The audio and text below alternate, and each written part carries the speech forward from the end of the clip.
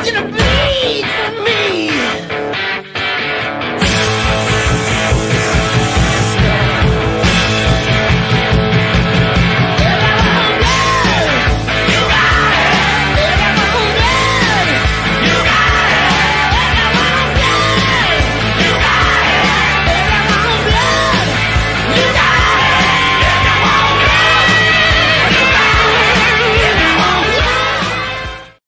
Happy Tuesday, Flyers fans. That's right. We are back with you. Shoot. Another Flyers show, episode number 16. That's right, number 16 here. Shoot Another Flyers show. Flyers finding form at the perfect time. They are heating up right now, heading into the Four Nations break, into what would typically be your NHL All-Star break. Not happening this year. There's going to be a tournament instead. We'll touch on that in a moment. As well as Sam Ersson being the reason the Philadelphia Flyers are heating up. Do you agree with that? Do you not agree with that? Let me know in the comments. Let me know online. Shoot Another Flyers show. We're also on Blue Sky. You can search Shoot Another Flyers show there as well. 14 days since I last had the chance to talk to you, so that we've got a lot to cover. 2 weeks of Flyers hockey, and they've picked up a lot of points in the standings, but unfortunately it has not really resulted into much. The Flyers have not really gained a ton of ground in the Metropolitan Division, but with that being said, had they not picked up a lot of the points that they did, they would be behind the 8 ball, very much so looking at a definite seller spot as we head towards that trade deadline in a couple of weeks. No, couple of weeks, about 6 weeks or so. So we've got that to cover for the Philadelphia Flyers and how they've played over the last 7 games, how they look leading up to the next 7 games for the Four Nations face-off, and how that's going to make and break their season. We've got a couple community questions coming your way. Be like our man Dan Berry Sports Highlights right here on YouTube. Yo, what's up, Dan? Go Eagles. Absolutely. Your Philadelphia Eagles have advanced to Super Bowl LIX. That's right. Super Bowl LIX in New Orleans. While this is a Flyers podcast, one of the things I am very proud of was an article that went out earlier today comparing the 2017 Super Bowl run for your Philadelphia Eagles and this most recent playoff run in 2024. It's a bit eerily similar to what we experienced in 2017. I think the Eagles are equipped to take down the Kansas City Chiefs on February the 9th. But we'll cover that in about 90 minutes on Flipping the Birds. That's right, on Flipping the Birds. Join me, Liam Jenkins, and a couple other your favorites here from Philly Sports Network as we talk about the Eagles and their quest to try to take home that Super Bowl that they lost out on 2 years ago. However, this is a Flyers show. We're concerned with the Stanley Cup, the Philadelphia Flyers, not exactly in that conversation yet, but building slowly. Building the team that they need to consistently compete on a night in, night out basis in the NHL. And that's incredibly hard to do, as you're seeing with the parity in the Metropolitan Division. Philadelphia Flyers 4-2-1 over the last 13 days. They ended up picking up a couple of big wins against the New Jersey Devils. I was in attendance, luckily, up in the press box for the game against the Detroit Red Wings, the 2-1 overtime win. It's a relatively lazy game, but a big response for your Philadelphia Flyers to take those 2 points in overtimes. And then that was followed by an absolutely awful trip to New York, Madison Square Garden, UBS Arena on Long Island. The Philadelphia Flyers really struggled with the 2 New York teams, but they responded well against New Jersey, and they've been one of the teams that have been best in the Metropolitan Division this season. As I mentioned, Sam Ersson's been phenomenal. 4-1 in 5 starts over those games. Fedotov 0-1-1 as he's played well. One of the things we'll touch on, John Tortorella has said outright they need 1-2 more saves from Fedotov in those starts. He's starting to get there. You can see it in his play. He reminds me very much of Roman Cechmanek back in the 2000 days, the Czechoslovakian goaltender. Jim Jackson, famous for the cranium carom. So he used to use his head to knock the puck away and make those saves. And he has a bit of that wildness to him, that wildness to his game, does Ivan Fedotov. But he tends to put his large frame in position to make the save, and that's really what you can ask for from a goaltender. And as he continues to learn the NHL game, he'll continue to get better. It's easy to forget that he hasn't played that many games in the NHL, and even the ones he did last year, he had just gotten here from Russia. He was not settled in yet. He was still probably trying to stop his head from spinning. So those games are outliers, and even the beginning of the season, I think, is a bit of an outlier because it's such a whirlwind for training camp. All the players that are there, all the instructions, and I just think it was a lot for him to handle, and I think we're starting to get the true Fedotov experience now where he's settling down a little bit. With that said, shout out Kevin Kurz from The Athletic, put out a tweet, Sam Ersson, since Christmas, 8-2, 196 goals against average, 92.5 save percent. Means he's stopping 93% of the pucks that are sent his way. That's all you can ask for from a goaltender. Flyers do need a little bit better defense in front of them, but that's how they've been able to pick up those 4 wins. Sam Ersson has been the key. While it's not yet official, I am in no way breaking any kind of news, but Sam Ersson does seem to be the front runner for that spot on Team Sweden for the Four Nations face-off. Sweden dealing with a couple of injuries to goaltenders. Linus Ullmark up in Ottawa. New Jersey's Jacob Markstrom just went down with a knee injury. That should keep him out 4 to 6 weeks. And that tournament's in 2 to 3 weeks. So a replacement is likely coming from Team Sweden. And it looks like Sam Ersson has that front-running position. I did an article for the Hockey Writers comparing a couple of options, and he is easily the best option just from a stats perspective. The other goaltenders, one was for Chicago. The other one was another goaltender in Ottawa. Both are sitting around an 88% save percentage. So you would think they're going to have the guy that's sitting above 90%, particularly over this last stretch of games. And then another shout out to a Philadelphia writer that's awesome in what she does, and that's Jackie Spiegel for Philadelphia Inquirer.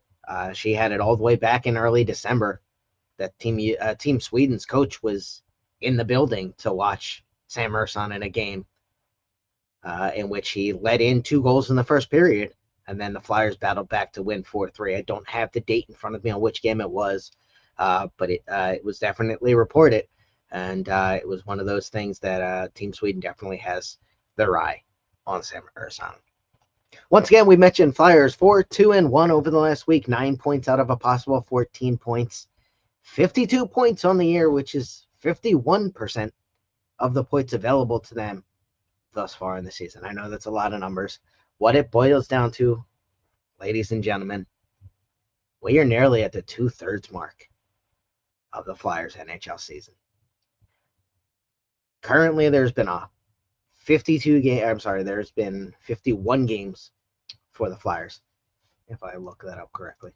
Bear with me 1 second. I want to make sure I'm giving you accurate stats. 51 games for the Flyers out of 82, which gives 102 points on the season. There's only 164 total that are available. So therefore, we are nearly at the 2/3 mark, and that's wild to think about. Even crazier to think about the NHL trade deadline coming up a little more than a month. 7 games before the Four Nations, 6 games after the Four Nations for the Philadelphia Flyers. So this next stretch is really going to be make or break for Philadelphia as they try to figure out how they're going to approach a draft in which they currently have 6 picks in the top 60 or thereabouts. And they have an opportunity, as I'll touch on in a little bit, to add to that potentially. Whether or not they'll find the suitors for the deals that they're looking to make at the trade line, we'll see. That's for Danny Briere to figure out. I think there could be options there available, but I wouldn't be stunned to see the Philadelphia Flyers just hold tight They like the players they have in that room. I know the fan base won't be exactly happy with that, but it's not the fan base's decision to run the team. That's Danny Briere and Keith Jones. The upcoming schedule for the Flyers have them the second half of a home and home with New Jersey tomorrow night. The next night, they are back at home to face the New York Islanders. On Sunday, the gods were kind. They did not put a Flyers game on Super Bowl Sunday. No, they did not. No, they did it, though, Sunday before when the Eagles are off. In Colorado, a game at 3 o'clock Eastern, so that's going to be an early start timeout on the West Coast for the Avalanche. And then on Tuesday, hopefully I'll speak to you before this game, and that'll be the Utah Hockey Club. As they have a 500 season going right now, their first season in Utah. And an opportunity for Philadelphia to pick up some points. A couple of teams that have been struggling to find their way. And those are the teams that Philadelphia needs to capitalize. Before we run through the most recent week in Flyers hockey, I always like to give you a weekly highlight. In this case, 2 weekly highlight. And that's just the opportunity for Philly Sports Network. Shout out Liam Jenkins. The opportunity he gives us, all of us writers, the ability to go to Flyers practice. I'm a big sports photography fan, so it gives me an opportunity to take sports photos, some of them which you can see at C. Babos Writes for my socials. And it was cool because I was one of 2 people in the building to watch Ryan Poehling get back on the ice. It's a conditioning skate after his injury against the New York Islanders. It was before practice. He wasn't in pads. But it was Ryan Poehling and a trainer on the ice. And it was PSN that gave me the opportunity to be there, to cover that, to provide that information to Flyers fans all around the world. I don't know how many people see it. That's not my job to really keep track of. I appreciate each and every single one of you that does read, like, retweet, all that good stuff. And I do my best to keep putting out as best information as we can for our Flyers team for Philly Sports Network. So that's my weekly highlight. I guess the other thing to mention, which was really cool, Rasmus Ristolainen was breaking in some Finland gear at practice that same day. He was wearing blue pants with the, I think it was black pants rather, with a blue stripe down the side, and then blue gloves. And then for Team Canada, Konechny and Sanheim both had red gloves for Team Canada. So I thought that was pretty cool to watch them in their Flyers jerseys and everything like that, but breaking in the gear that they're going to use in a couple of weeks when they have that huge opportunity. And it is a huge opportunity for each and every one of these NHL players to go play in this tournament. A lot of them expressed interest in wanting to go to the Olympics, and the NHL hadn't been able to do that recently. I think this is the NHL's chance to try to bring an Olympic-style tournament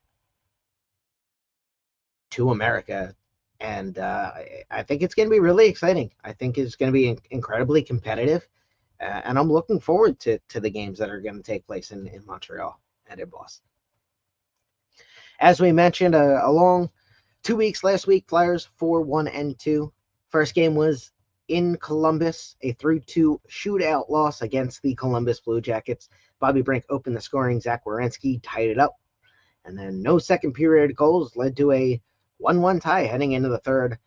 Owen Tippett broke that tie with his 13th of the season, but then it was Zach Werenski once again tying it up with only 4 and some change left in the game. Kirill Marchenko was able to get the second shootout goal past Fedotov, as the Blue Jackets are able to pick up the 3-2 victory in that contest. Coming home then a couple nights later against the New York Islanders, Philadelphia picked up a 5-3 win at the Wells Fargo Center. Bo Horvat opened the scoring with a power play goal in the first period, but 3 unanswered second period goals by the Flyers take them pretty much to the win. Couturier, Hathaway shorthanded, and then Frost. And then in the third period, they traded goals with the Islanders, ending in a Noah Cates empty net goal that sealed a 5-3 win for Philadelphia. Once again, another game in which Sam Ersson just came in, played solid, He stopped 26 shots on 29, 26 saves rather on 29 shots, 90% save percentage. That's what you're looking for from your goalie. You always like it a little higher. 92, 93 is fantastic. If you got 90, you're going to give yourself a good chance to win that game.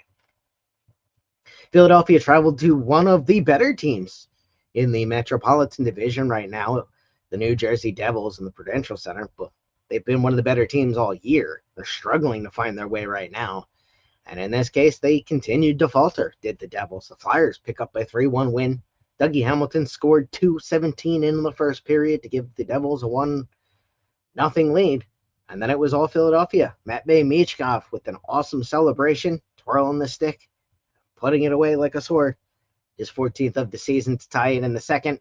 And then in the third period, a Bobby Brink power play goal, followed by a Travis Konecny empty netter, gives Philadelphia that 3-1 win.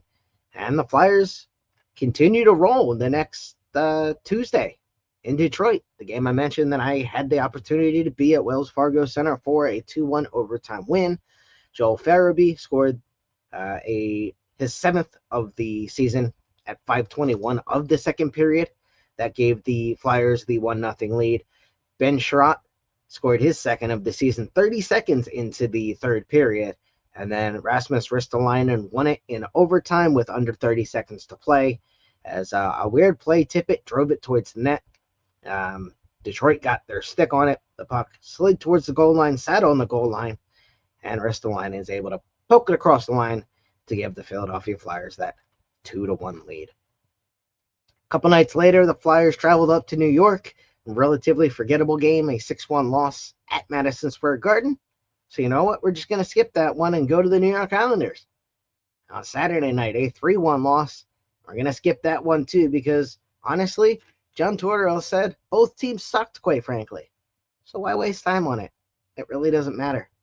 2 bad losses. Not really a whole lot to write home about for the Flyers. And then they come home with a big response in a game against the New Jersey Devils last night at Wells Fargo Center. 4-2 win. Once again, Sam Ersson, fantastic. 31 saves in the win. 94% save percentage. Rasmus Ristolainen continues to play excellent. 2 assists in the game. He is up to 13 assists on the season. He has 2 goals, 15 points. And the way he's playing, he's going to make himself a very lucrative trade opportunity. Whether or not Danny Briere decides to pull the trigger on that trade, that's going to be the question, because the offers, at least the conversations, will be there. The way that he's playing, and a relatively thin market for right-handed defensemen on the trade market currently, could provide some good value for the Philadelphia Flyers. But they do love Ristolainen, and there's been a lot of growing pains to get Risto to the point that he's out right now.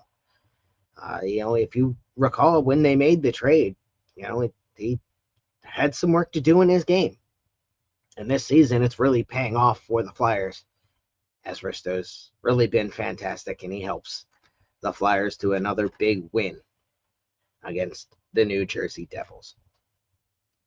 As we mentioned, the Philadelphia Flyers are heating up, as you saw in the graphic when you click this lovely YouTube stream, and that's due to Sam Ersson.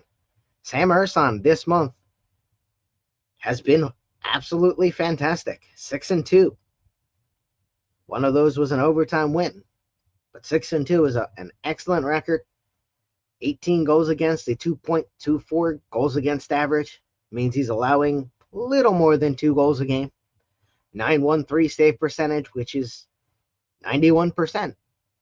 And if you've been following us for all 16 episodes of Shoot Another Flyer Show, you know we've said that 90 to 91% mark is where you want your goaltenders to hit.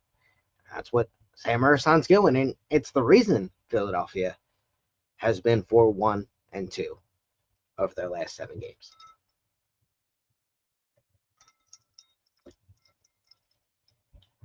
I mentioned it at the top. Like I said, I'm not exactly breaking any news. Nothing's official yet. Sam Ersson should get that opportunity with Tim Sweden, and in all reality, he should get some games. Every team is going to play, I believe, at minimum 4 to 5 games in that tournament. Right now, for Team Sweden, Minnesota's Philip Gustafson's the only healthy goaltender. We mentioned Ottawa's Linus Ullmark. He's been week to week with a back injury. He was placed on IR Monday to make room for another player. And then New Jersey's Jacob Markstrom went down with a knee injury. He's down for 4 to 6 weeks, which should cause him to miss the tournament outright, which therefore leaves Sam Ersson in a good position to be selected.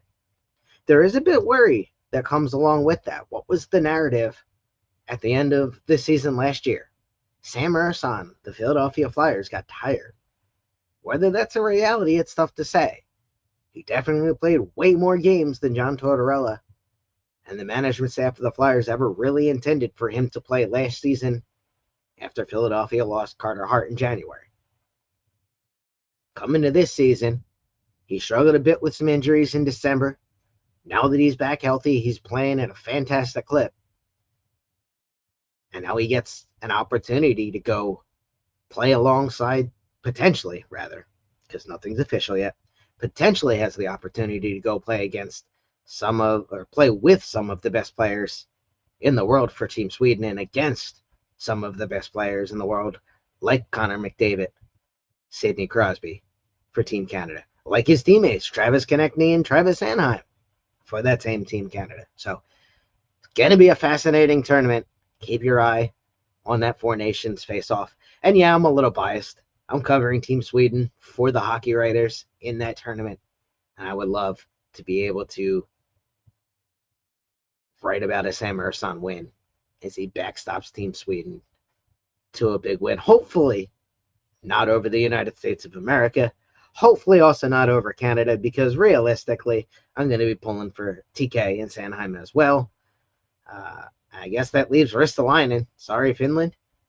I don't know. It's going to be a fantastic tournament. Spiral Out, what's up, buddy? Thanks for checking in. Go Birds, go Flyers. Absolutely. It's a great time to be a Philadelphia sports fan, unless you're the Philadelphia 76ers. But I digress. Moving on to the next topic we've got lined up for you here, and that is that Four Nations break coming up in 7 games. Philadelphia with a bit of an interesting stretch as they finish off this schedule before that 2-week break. Tomorrow night, they're in New Jersey, 7 o'clock face-off, followed by a Thursday night game against the New York Islanders at home. They will travel out to Colorado over the weekend for a Sunday night game, followed by a Tuesday night game in Utah, and back at home on Thursday and Saturday for games with the Washington Capitals and the Pittsburgh Penguins. And in all reality, there's a lot of teams there. There's a lot of points that are at stake. New Jersey has been struggling recently. Colorado made a recent trade. They're 4-5-1 in their last 10. Utah, I believe, is 500 in their last 10. Washington's been stellar all season long. Maybe they see a 500 Flyers team or around 500 Flyers team. They don't play their best game. And then the Pittsburgh Penguins, nobody really is sure what's going on with that situation. Rumors flying all around the place about Sidney Crosby's status. I don't see him going anywhere. But I mean, I suppose there could be an argument, particularly to send him to Colorado. Give him an opportunity for a Stanley Cup championship run. We'll see what they end up deciding to do out in Pittsburgh. Honestly, I don't particularly care. But with that said, they will have some options to make at that trade deadline for the Pittsburgh Penguins, because they find themselves in a similar situation to the Flyers, in which you're not entirely sure if they're going to make themselves an opportunity for a wild card spot, or if they're just going to hang around long enough to just make it detrimental, and then they don't get rewarded for what ultimately might end up as a tough season. It could happen to Philadelphia as well, if they have another end of season stretch like they did last year in March and April, in which they pick up no points. Still got Luchenko, though, so things can still work out. But as it sits right now, a lot of those teams in the Metro see that opportunity, see how tight things are right now. If you're not sure, let's review them. Washington sits atop with 71 points. Carolina with 64. New Jersey with 62. And there's a bit of a break. It's Columbus at 55. Rangers 52, Flyers 52, Islanders 49, Penguins 48. So it is stacked in that division. It's been really tight. And if the Flyers are looking to ascend those standings, they're going to need to take down those teams like the Islanders that are below them, like the Penguins that are below them, and steal a game from the teams above them, like the New Jersey Devils, maybe the Washington Capitals.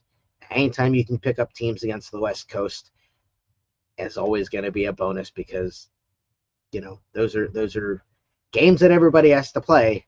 And with those interconference games, kind of always seems to be a flip of the coin, different styles, different matchups. So it'll be interesting to see how that works with that West Coast trip.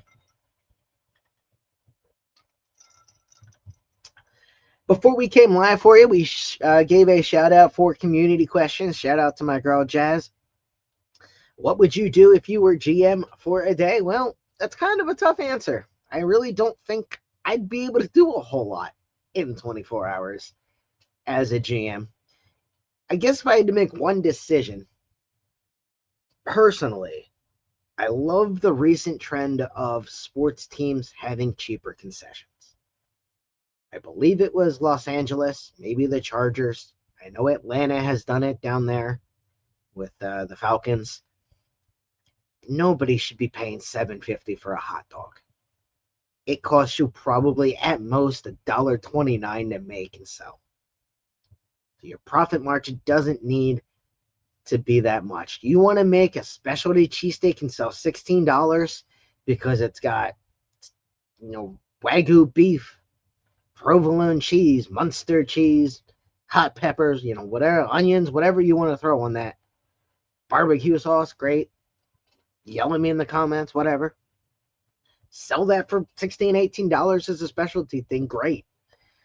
But you should be able to get a $5 straight steak, bun, cheese, onions if you want them, cheesesteak, for no more than $5.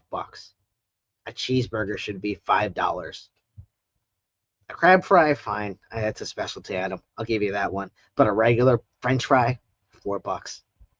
It's like I'm running a roller coaster tycoon sim here, setting my prices for my concessions. But I do think that the price of tickets, the price of parking, I think it would be a very wise decision for business departments of sports teams to throw a bone to fans and say, hey, you're here.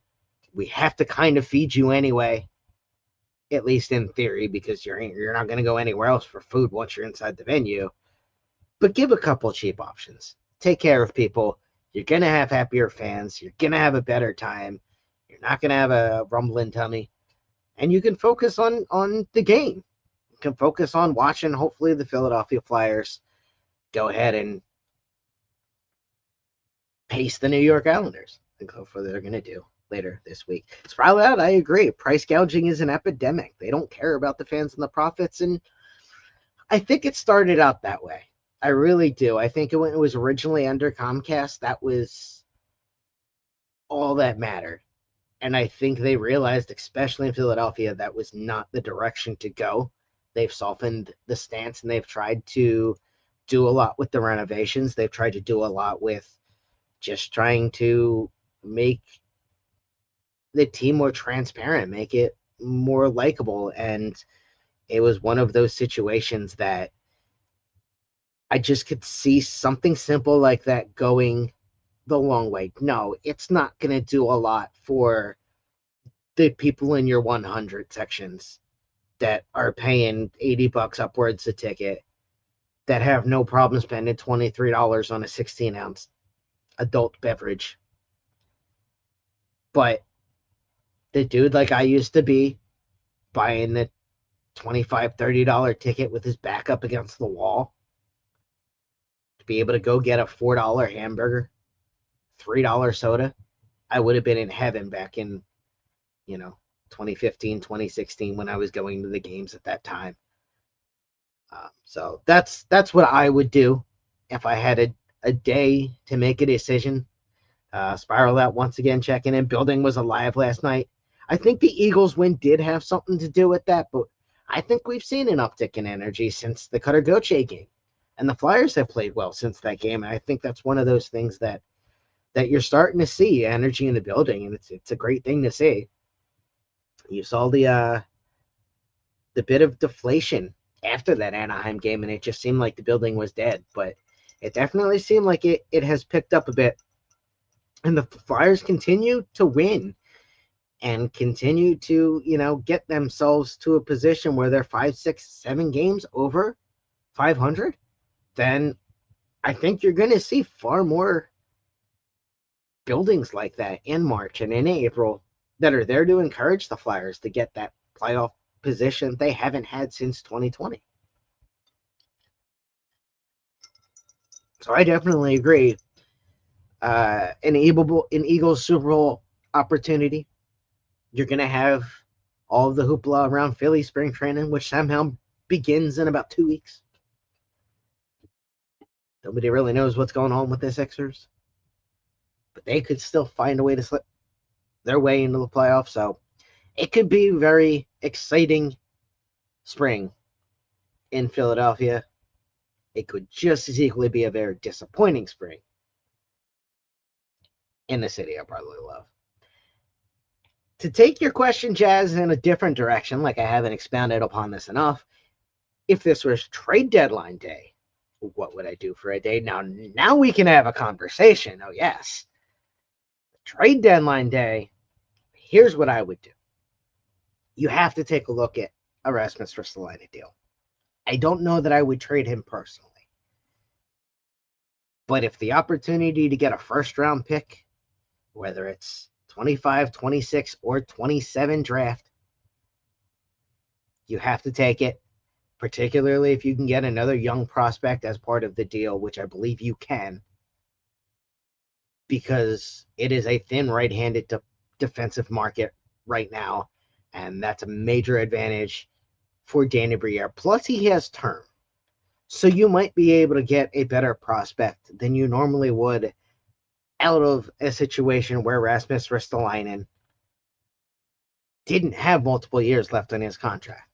So you might be able to trade for a younger or a more high-profile prospect, get a better prospect, and take a second-round pick. I'd be okay with that if those opportunities are there, but there's no rush to trade him as well. If March 7th rolls around, March 8th is here, Rasmus Ristolainen is still on the Philadelphia Flyers, I think Danny Briere and Keith Jones are still going to be pretty happy with that, assuming they didn't pass on a nonsensical offer that I don't really think is coming. Ditto goes for Scott Laughton. Scott Laughton, you can tell, is a very important member of this team. If you look at socials for Flyers media, back it up. If you look at Flyers social media, you saw it last night and how the team reacted with him back in the lineup and presenting him that belt after he missed 3 games for a family situation. The information's out there. I'm not going to go through it for now. It's a personal matter as far as I'm concerned, but the information is out on why he missed games. Prayers, thoughts, best wishes to Scott Laughton and his family. But from a hockey standpoint, merely a business standpoint, if that opportunity to get a first or second round pick and a lower prospect from a team that could direly use him, like a Toronto Maple Leafs, I hate to say it, like a New Jersey Devils, I think you have to look at those opportunities, because I do think that potential value is there, and it's still a rebuild. As much as people in Philadelphia don't want to hear it, they're still collecting assets. They're still positioning the team for the future. And I think that the opportunity might be now to trade Scott Laughton. But then again, it doesn't need to be. He also has term on his contract. So from that standpoint, they don't necessarily have to make a deal unless a good deal is there to be made. And I really do believe firmly that Danny Briere will make a good hockey deal, not just try to trade a player for the sake of trading him. Finally, pick up draft assets as a third team. Chicago, yes, they traded Taylor Hall. No, I don't think that's a massive get for Carolina. It helps the room from a locker room standpoint. It's important. But an aging and expiring contract like Taylor Hall got Chicago back their third-round pick for helping to broker a deal that sent Rantanen to Carolina, sent Marty Necas to Colorado. Danny Briere, if he can, needs to find the opportunity to be a third team in one of those deals, should one be made at the trade deadline. Kevin Hayes is currently on retention from the trade to St. Louis. There's 2 open spots that Danny Briere can work with, and I wouldn't scoff at an extra third or fourth round pick just to eat some money this year from the Flyer standpoint, just to take on a contract that might be going to free agency, or just find a way to facilitate a deal that might otherwise not get made. And then all of a sudden you get at least a smaller additional asset that you then might be able to trade at the draft or might be able to use to move things up. Pie in the sky options for the trade deadline. I'll keep this quick. Dylan Cozens from Buffalo, 23-year-old center. I don't think he's going to get traded. It makes sense why Buffalo would be gun shy to start dealing the young prospects that they have in their system, because when they finally do trade them, like Sam Reinhart, they explode like he did in Florida. So I could see that hesitation. I think Cozens finishes the season with Buffalo, but there could be an opportunity to potentially get him out and add him to the Flyers team. He fits in that age range that I think would work. I don't exactly think Laughton and Picks would get it done, but I mean, hey, if it's a situation where Buffalo wants to add Laughton because of leadership, wants to be able to shake up that room, that's something that obviously I think Danny Briere should look at. The next beast would be Trevor Zegras, Anaheim. Talked about that fairly endlessly since last trade deadline. Prospect and picks, if you can get him on a buy low. I don't know exactly if that's going to happen for Anaheim. He's played 27 games this year, so there's an opportunity potential that Anaheim is just ready to move on, be done with Trevor Zegras, and kind of build things from there. So if that opportunity is there, yes, I also think that is something Danny Briere should look at. All right, and that will pretty much wrap us up. Let's give you some quick predictions before we get out of here for the next 4 games for your Philadelphia Flyers. They play tomorrow night at the New Jersey Devils. Devils 4-3-3 in their last 10. I think Flyers keep it going with a 4-2 win. Noah Cates stays hot. He scores again for the Flyers in the victory. On the next night, the Islanders come to Wells Fargo Center. They're 7-3 in their last 10. They've also played good. I think it's going to be a close contest. I think the Flyers will win that one in overtime, 4-3. Matvei Michkov, a power play goal. And I do think that Fedotov is going to have a stellar outing and lead the Flyers to that win. On Saturday in Colorado, I think the Flyers will stun the Colorado Avalanche, who are 4-5-1 in their last 10. Travis Konecny gets the goal, and the Flyers, well, they're going to stun them, rather. I wrote that down wrong. I have a 3-2 overtime. I read that wrong, rather. I have a 3-2 overtime loss for the Flyers. So they'll stun them by getting no overtime. Let's go with that. Travis Konecny with a goal in a 3-2 loss for the Flyers against the Avalanche. And then finally next Tuesday in Utah against the Hockey Club, 4-5-1 over their last 10. Matvei Michkov has a big game in Utah. 3 points in a 5-2 Flyers win. Let me know what you have to say about my predictions. If I'm batshit insane, whatever you think, let me know. And we can talk about it next week on Shoot Another Flyers Show. We ran you through the 7 games that we had not covered yet for the 24-25 Flyers season. Flyers heating up due to Sam Ersson. Couple of games left before the Four Nations, and then I had a chance to dive into what I would do if I were GM for a day. Thanks very much to Jazz for the question. Thanks very much for the compliment. Spiral Out, great show. Appreciate you guys listening. And that will pretty much wrap it up. Stay tuned to Philly Sports Network's YouTube. We've got Flipping the Birds coming up in about 45 minutes.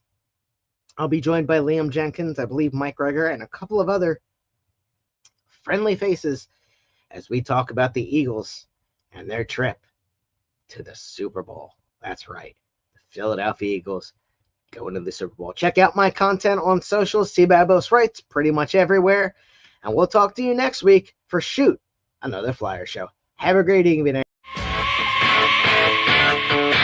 Want you to bleed for me.